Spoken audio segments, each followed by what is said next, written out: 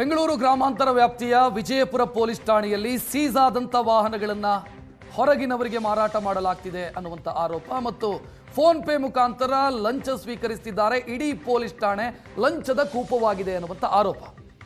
ಈ ಅಕ್ರಮದ ಬಗ್ಗೆ ನಾವು ನಮ್ಮ ಕವರ್ ಸ್ಟೋರಿ ಟೀಮು ಅದರ ಸತ್ಯಾಸತ್ಯತೆ ಏನು ಅನ್ನುವಂಥದ್ದನ್ನು ಹುಡುಕುವಂಥ ಪ್ರಯತ್ನವನ್ನು ಮಾಡಿದ್ವಿ. ಬಿಕಾಸ್ ನಮ್ಮ ಬಳಿ ವಿಡಿಯೋಗಳಿತ್ತು ಮತ್ತು ಫೋನ್ ಪೇಯಲ್ಲಿ ಲಂಚ ಸ್ವೀಕರಿಸಿದಂಥ ಆ ಸ್ಕ್ರೀನ್ಶಾಟ್ಗಳಿತ್ತು.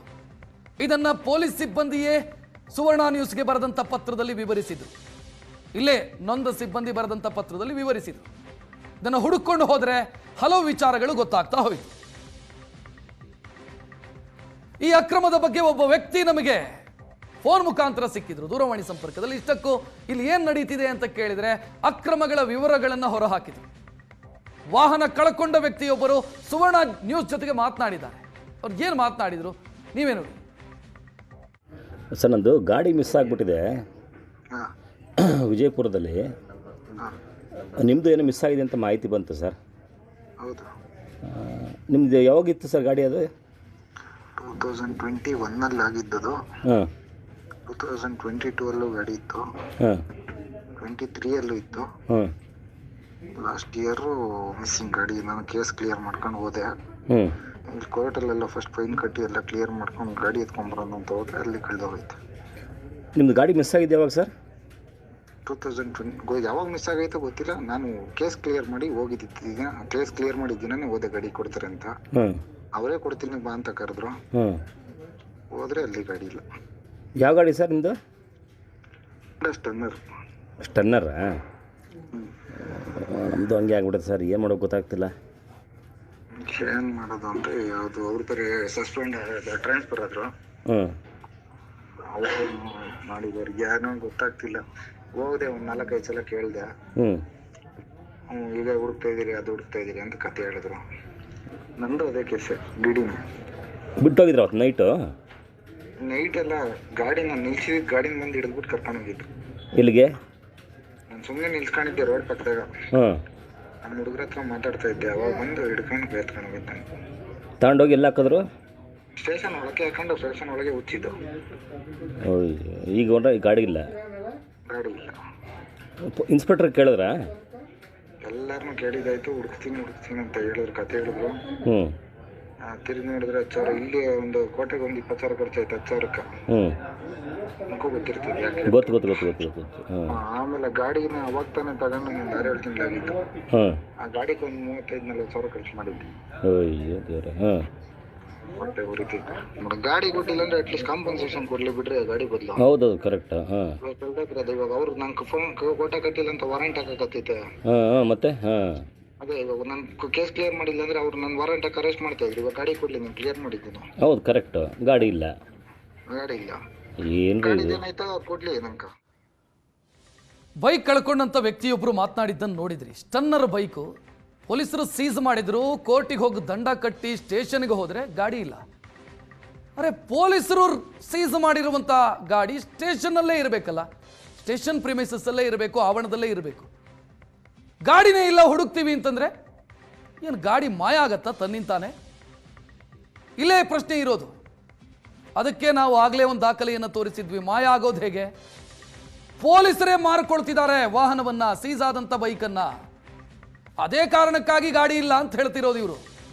ಇಲ್ಲ ಅಂತಾದರೆ ಸೀಸ್ ಮಾಡಿ ತಂದಿಟ್ಟಂಥ ಗಾಡಿ ತನ್ನಿಂದ ತಾನೇ ಮಾಯ ಆಯಿತು, ಹುಡುಕ್ತೀವಿ ಅಂತಂದರೆ ಪೊಲೀಸರೇ ತಾನೇ ತೆಗೆದುಕೊಂಡು ಹೋಗಿರೋದು. ಯಾರೋ ಕಳ್ಳರು ಎತ್ಕೊಂಡು ಹೋದ್ರು ಅಂತಂದರೆ ಹುಡುಕ್ತೀವಿ ಅಂತಂದರೆ ಸರಿ. ಯೂನಿಫಾರ್ಮ್ ಹಾಕಿದಂಥ ಪೊಲೀಸರು ಎತ್ಕೊಂಡು ಹೋದಂಥ ಗಾಡಿ ತನ್ನಿಂದ ತಾನೇ ಸ್ಟೇಷನ್ ಆವರಣದಿಂದ ಮಾಯ ಆಗತ್ತೆ ಅಂತಂದರೆ, ಇನ್ನು ಪೊಲೀಸ್ ಸ್ಟೇಷನ್ನಲ್ಲಿ ಸೀಸ್ ಆದಂಥ ಬೈಕ್ಗಳನ್ನು ಇಡಲಾಗತ್ತೆ. ಅವುಗಳ ಸ್ಥಿತಿ ಹೇಗಿದೆ? ಎಷ್ಟು ಬೈಕ್ಗಳು ತುಕ್ಕು ಹಿಡಿತಾ ಇದೆ. ಇವತ್ತೋ ನಾಳೆಯೋ ಗುಜರಿಗೆ ಹಾಕಬೇಕಾದಂಥ ಸ್ಥಿತಿಯಲ್ಲಿದ್ದಾವೆ. ಮೊದಲಿಂದಲೂ ಈ ಆರೋಪಗಳಿದ್ದಾವೆ. ಸೀಸ್ ಆದಂಥ ಬೈಕಿನ ಟೈರ್ ಕದೀತಾರೆ, ಬ್ಯಾಟ್ರಿ ಕದೀತಾರೆ, ಇನ್ನು ಬೇರೆ ಬೇರೆ ಅದರ ಸ್ಪೇರ್ ಪಾರ್ಟ್ಸ್ ಅನ್ನು ಕದೀತಾರೆ ಅಂತ, ಕದ್ದು ಹೊರಗಡೆ ಮಾರಾಟ ಮಾಡ್ತಾರೆ ಅಂತ ನೋಡ್ತಾ ಇದ್ದೀರಿ. ಇದು ಸೀಸ್ ಆದ ಬೈಕ್ಗಳ ಪರಿಸ್ಥಿತಿ. ಬೈಕ್ಗಳನ್ನು, ಸೀಸ್ ಆದಂಥ ಬೈಕ್ಗಳನ್ನು ತಂದು ಸ್ಟೇಷನ್ ಆವರಣದಲ್ಲಿ ನಿಲ್ಲಿಸಲಾಗುತ್ತೆ. ಕೋರ್ಟಿಗೆ ಹೋಗಿ ದಂಡ ಕಟ್ಕೊಂಡು ಬಂದರೆ ಬೈಕ್ ಇರೋದಿಲ್ಲ. ಈ ಸ್ಥಿತಿ ಇದೆ ಸ್ಟೇಷನ್ ಅಲ್ಲಿ. ಯಾವುದೇ ಅಪರಾಧ ಪ್ರಕರಣಗಳಲ್ಲಿ ಕೃತ್ಯಕ್ಕೆ ಬಳಸಲಾದಂತಹ ವಾಹನಗಳನ್ನು ಪೊಲೀಸರು ಸೀಸ್ ಮಾಡುವುದು ಸಹಜವಾದಂತಹ ಕರ್ತವ್ಯ. ಜೊತೆಗೆ ಆ ಪ್ರಕರಣ ಇತ್ಯರ್ಥ ಆಗೋವರೆಗೂ ಕೂಡ ಆ ಸಂಬಂಧಪಟ್ಟಂತಹ ವಾಹನಗಳು ಪೊಲೀಸರ ಸುಪರ್ದಿಯಲ್ಲಿ ಇದ್ದೇ ಇರ್ತವೆ. ಆದರೆ ಬೆಂಗಳೂರು ಗ್ರಾಮಾಂತರ ಜಿಲ್ಲೆಯ ವಿಜಯಪುರ ಪೊಲೀಸ್ ಠಾಣೆಯಲ್ಲಿ ಬೇರೆಯದ್ದೇ ಕತೆ ನಡೀತಾ ಇದೆ. ಯಾಕಂದರೆ ಸೀಸ್ ಆಗಿರುವಂತಹ ಸಾಕಷ್ಟು ವೆಹಿಕಲ್ಗಳು ಬೇರೆ ಬೇರೆಯವರ ಗ್ಯಾರೇಜ್ಗಳಲ್ಲಿ ಬೇರೆ ಬೇರೆಯವರ ಜಾಗಗಳಲ್ಲಿ ಸಿಗ್ತಾ ಇದ್ದಾವೆ ಅನ್ನುವಂತಹ ಮಾಹಿತಿ ಸುವರ್ಣ ನ್ಯೂಸ್ ತಂಡಕ್ಕೆ ಬರುತ್ತೆ. ನಾವೀಗ ಬೆಂಗಳೂರಿನ ಗ್ರಾಮಾಂತರ ಜಿಲ್ಲೆ ವಿಜಯಪುರ ಪೊಲೀಸ್ ಠಾಣೆ ಹಿಂದೆ ಇದ್ದೀವಿ. ನೋಡಿ ಎಷ್ಟೊಂದು ವಾಹನಗಳಿದ್ದಾವೆ. ಬಹುಶಃ 300ರಿಂದ 500 ವಾಹನಗಳು ಇಲ್ಲಿರುವಂಥದ್ದು. ಅಂದರೆ ಎಲ್ಲವೂ ಕೂಡ ಹಳೆ ಪ್ರಕರಣಗಳಿಗೆ ಸಂಬಂಧಪಟ್ಟಂತಹ ವಾಹನಗಳು. 2020ರಿಂದ ಏನು ಅಪರಾಧ ಕೃತ್ಯಗಳಲ್ಲಿ ಭಾಗಿಯಾದಂತಹ ವಾಹನಗಳನ್ನು ಈ ರೀತಿ ಸೀಸ್ ಮಾಡುವಂತಹ ಕೆಲಸವನ್ನು ಪೊಲೀಸರು ಮಾಡ್ತಾ ಇದ್ದಾರೆ. ಆದರೆ ಈ ಪೈಕಿ ಇಲ್ಲಿ ಬಹುತೇಕ ಗಾಡಿಗಳು ಮಿಸ್ ಆಗಿದ್ದಾವೆ ಅನ್ನುವಂತಹ ಮಾಹಿತಿ ಕೂಡ ನಮಗೆ ಬರ್ತಾ ಇರುವಂಥದ್ದು. ಅಂದರೆ ಅವೆಲ್ಲವೂ ಕೂಡ ಡಿಸ್ಪೋಸಲ್ ಆಗಿದಾವ. ಯಾಕಂದರೆ ಡಿಸ್ಪೋಸಲ್ ಆಗಬೇಕು ಅಂದರೆ ಒಂದಷ್ಟು ಗೈಡ್ಲೈನ್ಸ್ ಕೂಡ ಇದೆ. ಪೊಲೀಸ್ ಠಾಣೆಯ ಹಿಂದೆ ಇರಬೇಕಂತಹ ವಾಹನಗಳು ಬೇರೆ ಬೇರೆ ಅವರ ಜಾಗದಲ್ಲಿ ಸಿಗ್ತಾ ಇದ್ದಾವೆ ಅಂದರೆ ಇಲ್ಲಿ ಸಾಕಷ್ಟು ಅನುಮಾನ ಕೂಡ ಮೂಡುತ್ತೆ. ಯಾಕಂದರೆ ಯಾವುದೇ ವಾಹನಗಳು ಡಿಸ್ಪೋಸಲ್ ಆಗಬೇಕಾದ್ರೆ ಒಂದಷ್ಟು ಗೈಡ್ಲೈನನ್ನು ಕೂಡ ಫಾಲೋ ಮಾಡಬೇಕಾಗುತ್ತೆ. ಅಂದರೆ ಆ ಪ್ರಕರಣ ಇತ್ಯರ್ಥ ಮುಗಿದ ಬಳಿಕ ಸಂಬಂಧಪಟ್ಟಂತಹ ವಾರಸುದಾರರಿಗೆ ಆ ವಾಹನಗಳು ಕೋರ್ಟ್ ಮುಖಾಂತರ ಕೊಡಬೇಕಾಗುತ್ತೆ. ಅಥವಾ ಇನ್ ಕೇಸ್ ಯಾರೂ ಮಾಲೀಕರು ಬರದೇ ಇದ್ದಂಥ ಸಂದರ್ಭದಲ್ಲಿ ಆ ವಾಹನದ ಪ್ರಸ್ತುತ ಮೌಲ್ಯ ಏನಿದೆ ಅದನ್ನು RTO ಅಧಿಕಾರಿಗಳು ಫಿಕ್ಸ್ ಮಾಡಿ ಬಹಿರಂಗವಾಗಿ ಹರಾಜು ಹಾಕಬೇಕಾಗುತ್ತೆ. ಬಹುಶಃ ಈ ಪ್ರಕ್ರಿಯೆಗಳು ನಡೆದೇ ಇಲ್ಲ ಇಲ್ಲಿ. ಆದರೆ ಸಿಕ್ಕವರಿಗೆ ವಾಹನಗಳನ್ನು ಮಾರಾಟ ಮಾಡ್ತಾ ಇದ್ದಾರೆ ಅನ್ನುವಂತಹ ಮಾಹಿತಿ ಕೂಡ ಲಭ್ಯವಾಗಿರುವಂಥದ್ದು. ನಾವೀಗ ಆಲ್ರೆಡಿ ಸ್ಥಳಕ್ಕೂ ಕೂಡ ಹೋಗಿ ಪರಿಶೀಲನೆ ಮಾಡ್ಕೊಂಡು ಬಂದಿದ್ದೀವಿ. ನಮಗೆ ಬಂದಂತಹ ವಿಡಿಯೋಗಳಲ್ಲಿ ತುಂಬ ಸ್ಪಷ್ಟವಾಗಿದೆ. ಒಂದಷ್ಟು ಕ್ರೈಮ್ ನಂಬರ್ಗಳನ್ನು ಕೂಡ ಅಲ್ಲಿ ಮೆನ್ಷನ್ ಮಾಡಲಾಗಿರುತ್ತೆ ಸೀಟ್ ಮೇಲೆ. ಅಂತಹ ವಾಹನಗಳು ಪೊಲೀಸ್ ಠಾಣೆಯ ಹಿಂದೆ ಇರಲ್ಲ, ಅವು ಬೇರೆ ಬೇರೆ ಭಾಗದಲ್ಲಿರ್ತವೆ. ಅಂದರೆ ಆ ಪ್ರಕರಣಗಳೆಲ್ಲವೂ ಕೂಡ ಇತ್ಯರ್ಥ ಆಗಿದವ ಅನ್ನುವ ಪ್ರಶ್ನೆ ಕೂಡ ಸಹಜವಾಗಿ ಕಾಡುತ್ತೆ. ವಿಜಯಪುರ ಪೊಲೀಸ್ ಸ್ಟೇಷನ್ನಲ್ಲಿ ಅಕ್ರಮಗಳಾಗ್ತಿದೆ ಅನ್ನೋದು ಗೊತ್ತಾದ ತಕ್ಷಣ ನಾವು ಆ ಅಕ್ರಮದ ಬೆನ್ನಿಗೆ ಬಿದ್ವಿ. ಅಲ್ಲೊಬ್ಬ ವ್ಯಕ್ತಿ ನಮಗೆ ಸಿಗ್ತಾರೆ. ಅವರನ್ನು ಮಾತನಾಡಿಸಿದಾಗ ಸ್ಟೇಷನ್ನಲ್ಲಿ ಏನಾಗ್ತಿದೆ ಅಂತ ಸ್ವಚ್ಛತಾ ಸಿಬ್ಬಂದಿಯೊಬ್ಬರು ಮಾತನಾಡಿದ್ದಾರೆ. ಇಡೀ ಸ್ಟೇಷನ್ ಭ್ರಷ್ಟಾಚಾರದ ಕೂಪ ಆಗಿದೆ ಅಂತ ಅವರು ಮಾತನಾಡಿದ್ದಾರೆ.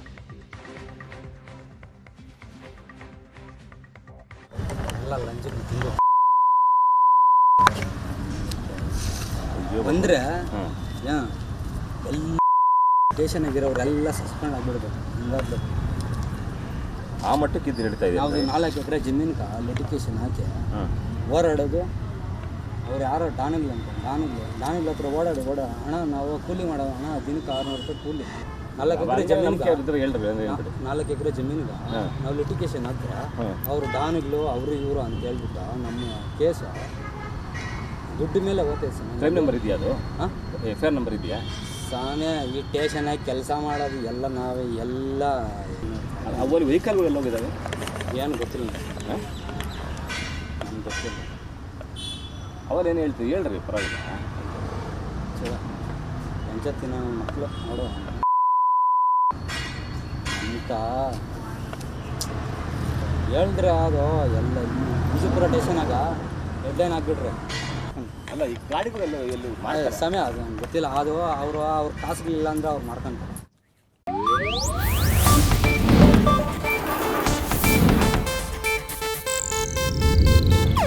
ಇದು ಏಷ್ಯಾನೆಟ್ ನ್ಯೂಸ್ ನೆಟ್ವರ್ಕ್ ಪ್ರಸ್ತುತಿ.